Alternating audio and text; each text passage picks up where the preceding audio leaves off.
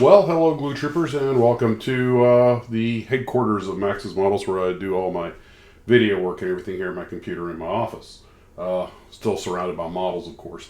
Today, we're going to be talking about the Monogram 1/32 scale Panzer Mk IV, and I had this actually bought at Hobby Lobby a while back, $24.99. I think I got it on the 40% off day. And I built this several times as a kid, and even recently for my Godzilla versus the Wehrmacht video, but I specifically got it just to make a burning tank out of it. It was big enough I could open the hatches and put smoke bombs and stuff in there, get it to smoke out and everything. And it really broke my heart to destroy a model right out of the box. But so anyway, I had said the other day that I was going to do that or the Tamiya Tiger 1, and a couple folks, especially Trey over Trey's Models, recommend knock the Monogram kit out if you just want to do a quick build. It's a much simpler, more straightforward kit, and he was right. Which reminds me, Trey and anybody else out there who does armor models, I have a question. I've never done a kit where you link the tracks, and I don't know if in this Tamiya kit if you link them or if they're rubber band, but somehow I seem to remember seeing a bunch of track links. So the thing I was wondering was about track links. Is it better to pre-paint them or to put the track together and then paint them? And that includes ones you have to glue together, because this has the vinyl tracks. Anyway, this is for a kit that came out in about '69 and has been in production pretty consistently the whole time since then. It's not a bad kit. It definitely has its flaws. It's got some gaps and stuff in it and a few minor fit issues. And you can tell the tool's getting old, even though I'm sure they've taken good care of it, because there was some flash on the kit, and particularly on the smaller parts, which is really fun to etch off.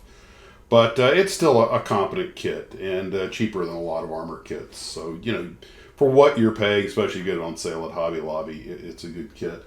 I'm just having fun with this one. I ran out of Play-Doh. Normally, you shoot the base color and then use Play-Doh to mark it off and hit it with the air gun, the spray gun, to get the feathering for the other components. But I was out of Play-Doh, and tape leaves too crisp of a line, so I figured, what, I'll just try and hand do this. I'm just having fun. This is a fun build. This is something I bought. I don't feel like I'm wasting a kit that a glue tripper gifted to me. This is my money, so I can do what I want with it, make it what I want it to be. And I just felt like having fun. And of course, that Badger I got's getting kind of weak, and it's starting to have the little sprinkle over sprays and stuff. It's not leaving the fine lines. Maybe I can clean it up, but I was sent a new spray gun by a glue trooper a while back that I have not used yet, and it may be time to break that bad boy out and start working with it. And I believe it was a Sparmax. Same people who made that wonderful compressor you guys gave me. Thanks again for that. So anyway, I'm probably I make it in the camouflage color, the tricolor, and I has always had a little trouble getting the shirts and armor around the turret. It never seems to want to quite fit quite right. They've got that alignment pin in the back. But failing memory, I had thought that the side hatches were open on this, but they're not. They're just doors that you glue on. I'm like, I know I've seen a Mark IV with the open side doors on it, and apparently it wasn't. It must have been a Tamiya kit or something that I saw. But anyway, mind plays tricks on you. But it's a good kit, and it is what it is. 1/32 scale, again, Monogram, and they're doing everything in 1/32 scale, and everybody else is doing 1/35. Still, the difference is so small. You could pose it with a Tiger if you wanted to, like a Tamiya 1/35, and or if you're using another Mark IV that's in 1/35 scale, all you have to do is just put it a little further towards the back of the diorama, and force perspective will take care of the rest. But to me, the best part of this kit are the two figures that come with it. They're really good. Of course, I had to etch off the little bit of flash on them, but these two guys are great 1/32 scale. They're nice one-piece figures, so there's no gluing them together, just paint them. And there's so much you can do with this kit, and of course, it gives you the piece of damaged armor plate if you want it.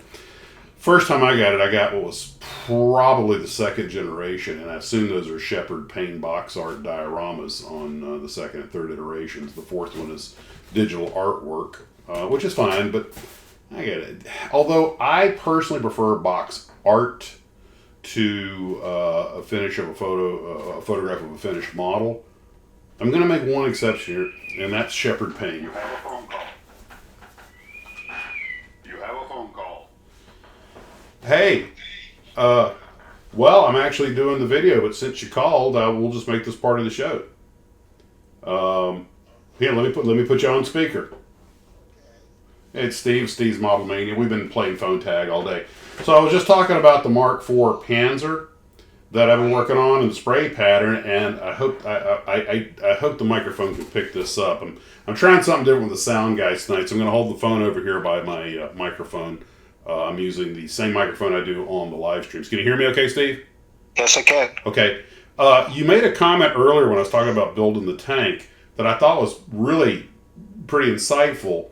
And because I'm doing a quick build on this, just I built it in one day and painting it another day. I'll probably finish it tomorrow because I've got to let some things harden before I can go any further. But you talked about, well, at least you can quit build a tank because you can cover your mistakes pretty easy, but a car you can't do so fast.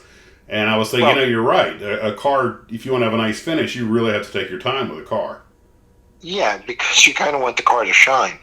And so the paint job's really critical, as well as the detail to the motor and the interior. Whereas a tank, it's out in the elements all the time. It gets dirty, it gets damaged, and it's much easier to paint because usually it doesn't shine. It's flat paint.